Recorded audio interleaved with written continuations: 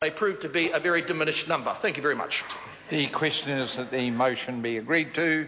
Mr. Speaker. Chris Ockenvold. Thank you, Mr. Speaker. Sorry, a point of order, Right Honourable Winston Peters.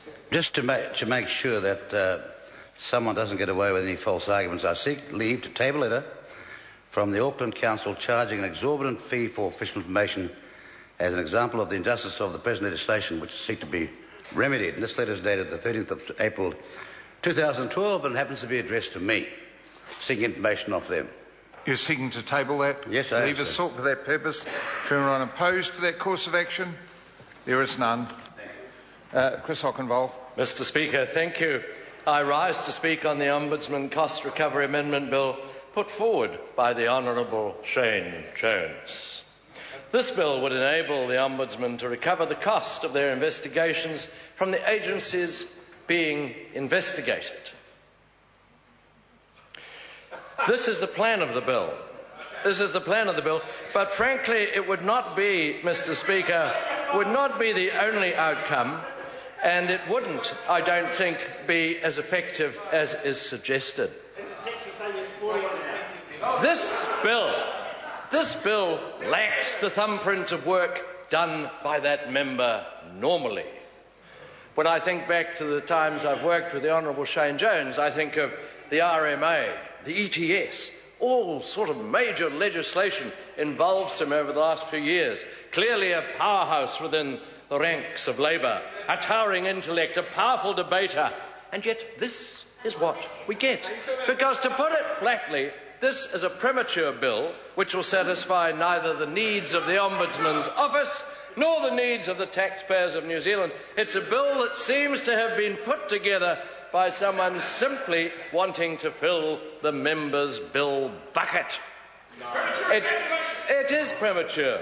The government acknowledges and appreciates the importance of the oversight the Ombudsman provide and their contribution to a just and fair society.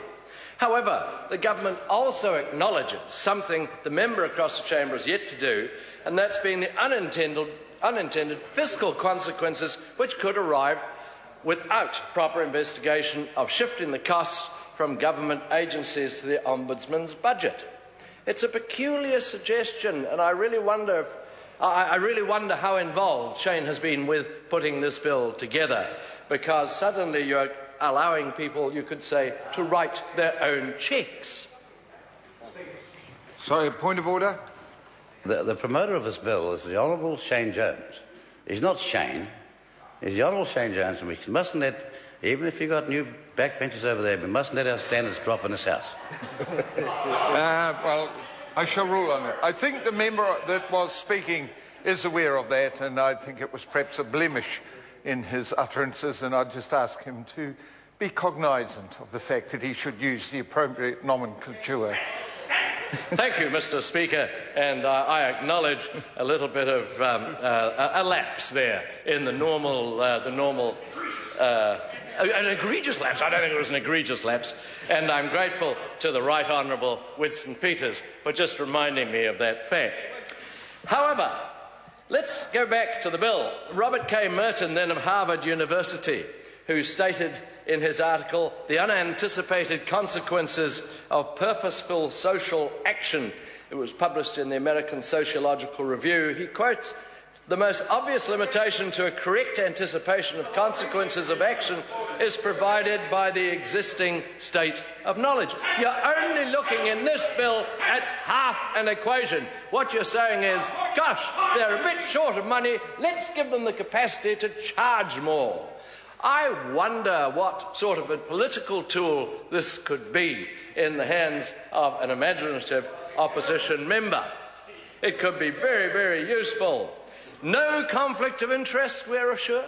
Where does this assurance come from? The Honourable Shane Jones, who is putting the bill into Parliament. He has given us his verbal assurance that there is no conflict of interest. Do we need to take it further? I think not, because he's an honourable man. Do you know, I'm honestly left wondering, how much does he really understand the bill? It's quite common when we stand to speak on a bill, members on the other side will say, "Do you understand what you're talking about?" Do you really know this bill? Well, we can reverse the charge in this case. And even though he used his wonderful vocabulary, his entertaining tongue, his... oh, no, he does. No, he does. No, let's be fair about this. He blends the benefits of a Welsh culture, Maori culture, Yugoslav determination, his own description of himself, glorying in the genetic mix.